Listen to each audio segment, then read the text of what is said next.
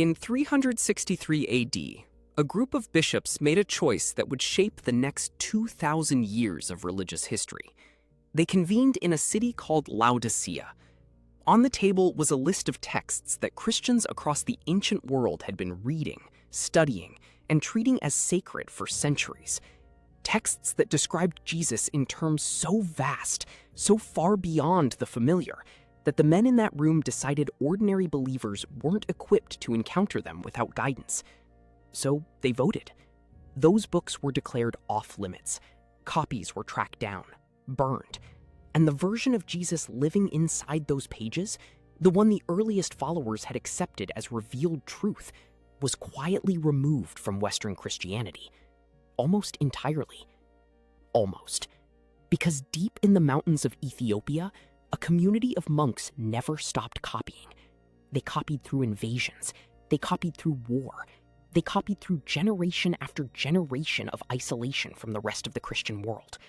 They had no knowledge that what they were preserving had been thrown away everywhere else. They simply believed it was true, so they continued.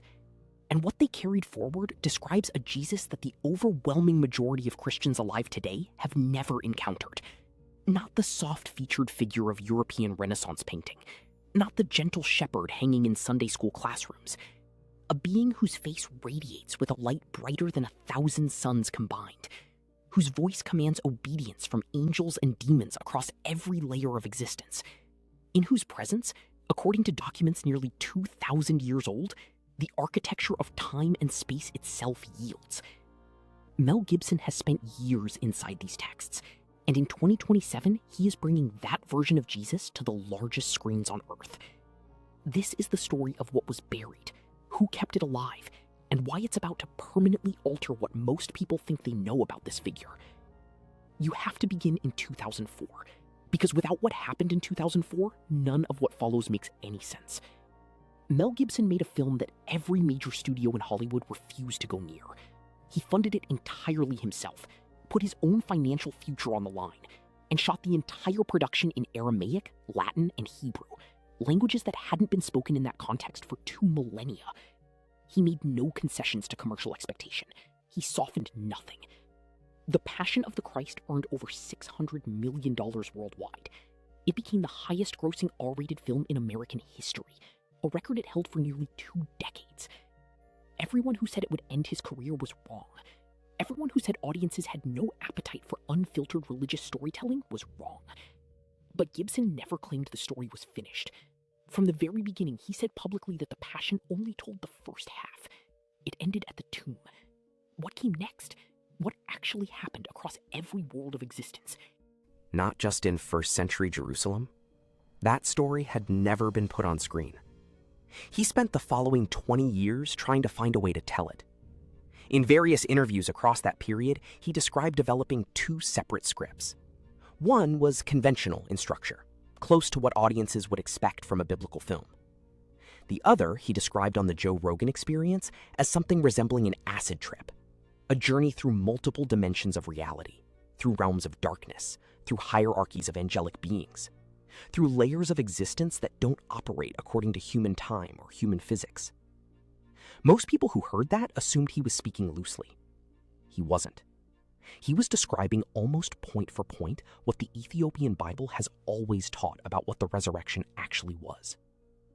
The Resurrection of the Christ Part 1 isn't speculation. It's currently in production at Cinecittà Studios in Rome. $100 million budget. Lionsgate distribution. Part 1 releasing on Good Friday 2027. Part 2 on Ascension Day, 40 days later. Even the release schedule carries theological weight. The scripts themselves are classified. At the American film market, international buyers were informed that they wouldn't be permitted to read the material before committing to distribution agreements. In an industry built entirely on pitch decks and preview screenings, Gibson asked the most powerful acquisition executives in global film to write checks based solely on what his name meant. The majority of them agreed. What Gibson has confirmed publicly is limited but specific. The film does not begin in Bethlehem. It opens with the fall of the angels. It'll move through realms that have no equivalent in the entire history of Western biblical cinema. The resurrection, Gibson has said, can't be told as a single linear event, because it did not occur within a single linear dimension. Once you understand what the Ethiopian Bible actually says about the structure of creation, about the seven heavens, about the descent of Christ through each one, about the cosmic architecture of what the crucifixion and resurrection truly were, you stop being puzzled by where Gibson found this vision. You start wondering how he found it before anyone pointed him to the source. Most people in the Western world have never heard of the Ethiopian Orthodox Tewahedo Church. That's the first thing worth correcting. It's among the oldest Christian institutions that exists anywhere on earth. Christianity arrived in Ethiopia in the 4th century, not as something imposed from outside, but as an organic continuation of the faith that had already spread south and east out of Jerusalem. It was written down in Ge'ez, an ancient sacred language that predates Latin as a vehicle for Christian theology. It developed its own theological framework entirely independently of Rome, Constantinople, or any of the councils those cities later convened. When the Roman Empire began making decisions about what Christians were permitted to believe, and more consequentially what they were permitted to read, Ethiopia was largely beyond reach. The Islamic expansion of the 7th century created a geographic boundary that, entirely by accident, became a wall of preservation. The book burnings and doctrinal purges happening across the Western world occurred on the other side of a barrier that Ethiopian Christianity never had to cross. The result? Well, that the Ethiopian Bible contains up to 88 books, 22 more than the Catholic canon, and 44 more than most Protestant Bibles. It includes texts that Western councils explicitly prohibited. Among them, the Book of Enoch, the Book of Jubilees, and the Ascension of Isaiah. All three describe Jesus in terms that the Western Church determined ordinary believers shouldn't be reading. All three have been sitting inside Ethiopian monasteries, carefully preserved and continuously copied, for more than 15 centuries. The Book of Enoch isn't a marginal or obscure document. Fragments of it were recovered among the Dead Sea Scrolls, which means it was actively circulating among devout Jewish communities in the centuries surrounding the birth of Christianity. Early church fathers quoted it directly. The New Testament's own Epistle of Jude cites it as authoritative prophetic writing. This is a text that the earliest Christians read, trusted, and treated as revelation from God. Then in 363 AD, the Council of Laodicea banned it, ordered its removal, and had copies destroyed. For the following 17 centuries, the overwhelming majority of the Western world never learned what it contained. Here is what it contains. Enoch describes a figure he calls the Son of Man, the Chosen One, the righteous judge, and the description bears almost no resemblance to the image that has hung in Western churches for 1,000 years. His head is white as wool. His face carries a grace so overwhelming it resists description in language. He is seated at the center of a heavenly tribunal, surrounded by rivers of fire.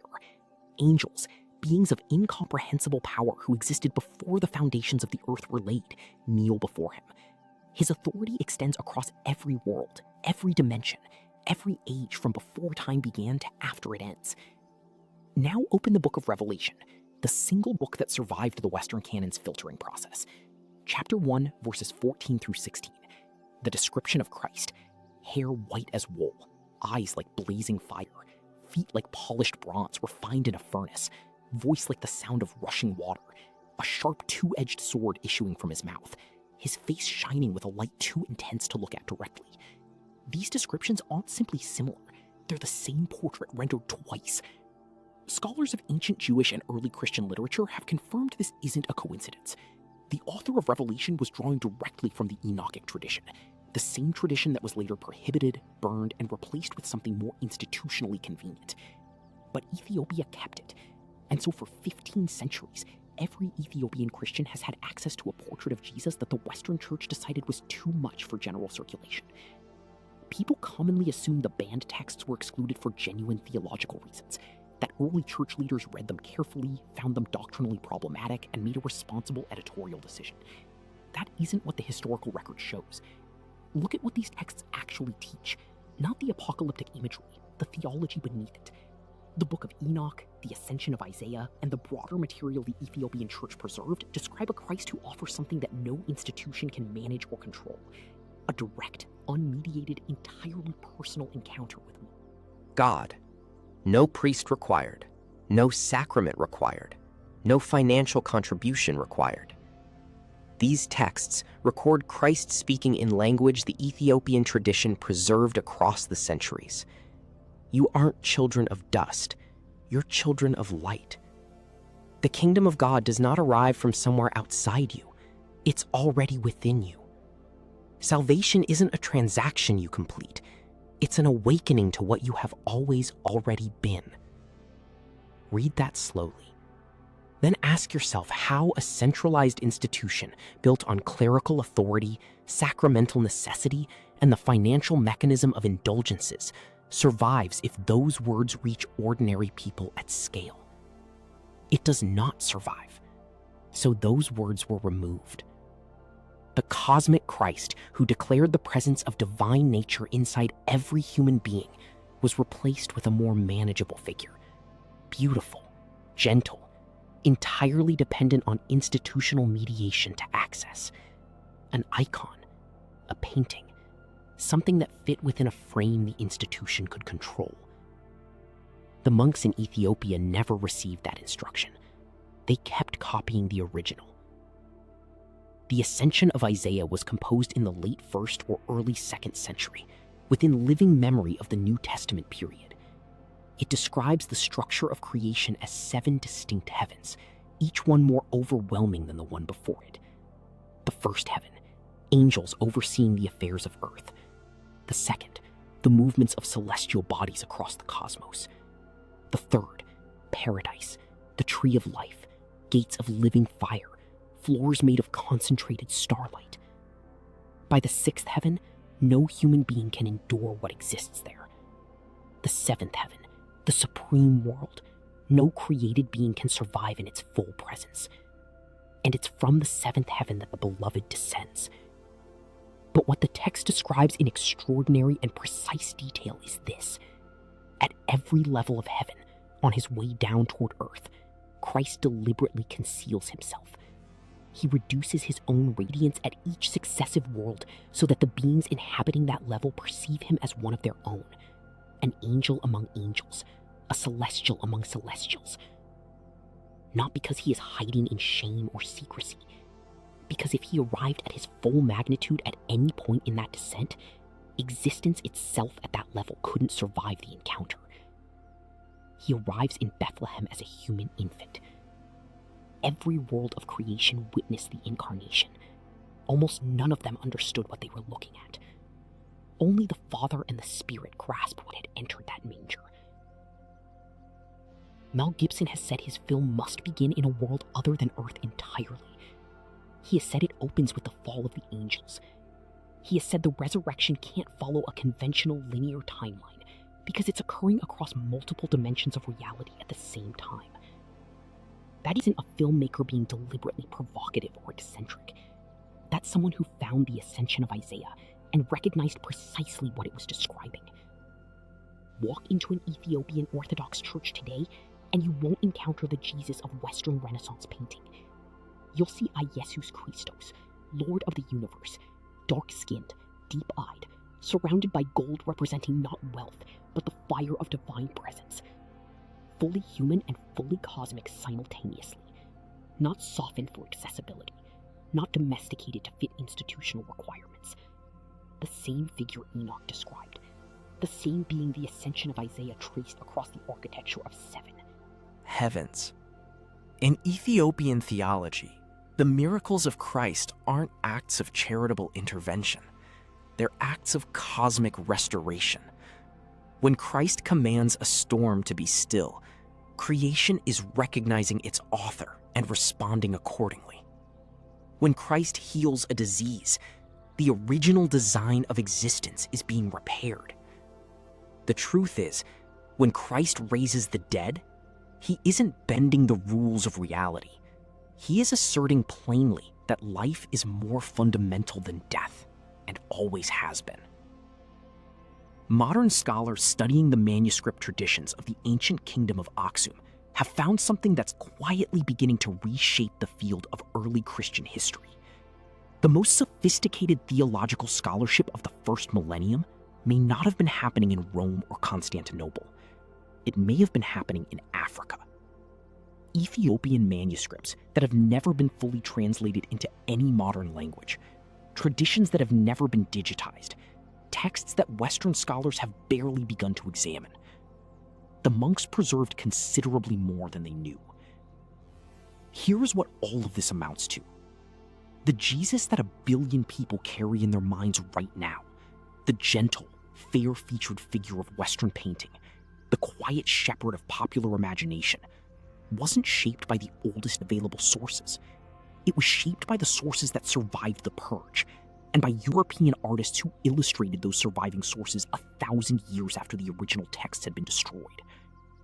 The original portrait, the one the earliest Christians read, the one the early church fathers quoted before the councils told them to stop, the one Ethiopian monks preserved across 15 centuries of isolation, looks almost nothing like that image.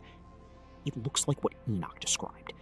It looks like what the ascension of Isaiah mapped in precise theological detail. It looks like what the Book of Revelation preserved in the one passage that made it through the filter intact. A being of absolute cosmic authority who chose to arrive as an infant, who moved deliberately through every world of existence before the appointed time, who died as the source of all life, which these texts describe as a rupture in the fabric of reality itself, and whose resurrection wasn't a single moment in a garden outside Jerusalem, but a cosmic release of infinite light reclaiming infinite territory simultaneously across every dimension of existence. The resurrection of the Christ arrives in 2027 with a $100 million budget and a director who has already demonstrated once that he will tell the unfiltered version of this story regardless of what the industry prefers. If he executes what he has described in his own words, this will be the first time the overwhelming majority of the world encounters the cosmic Christ of Ethiopia and Enoch on the largest screen available to them. And once you see that, the painting on the church wall is never going to look like the full picture again. The monks who kept copying those manuscripts never anticipated this moment. They had no idea that in 2025, a Hollywood director would invest $100 million in showing the world what they had been quietly guarding. They weren't preserving a controversy. They weren't making a statement about power or institutional politics. They climbed their mountains, sat down in their stone rooms, and copied every word they believed God had spoken. Generation after generation for 1,500 years, they preserved a Christ the Roman institution decided was too powerful to be widely known, too direct, too unmediated. A being who told people plainly that they carried something divine within them and did not require anyone's permission to reach it. And here's the question those cliff-face monasteries are quietly sitting with right now. This is only the beginning. You know what? There are manuscripts in the Tigray highlands that have never been translated into any modern language, texts that scholars haven't yet opened, traditions that exist nowhere in Western academic literature. If the Book of Enoch alone was enough to fundamentally reshape our understanding of who this man was, what is in the manuscripts that no one has examined yet? What else did they preserve? What else was buried?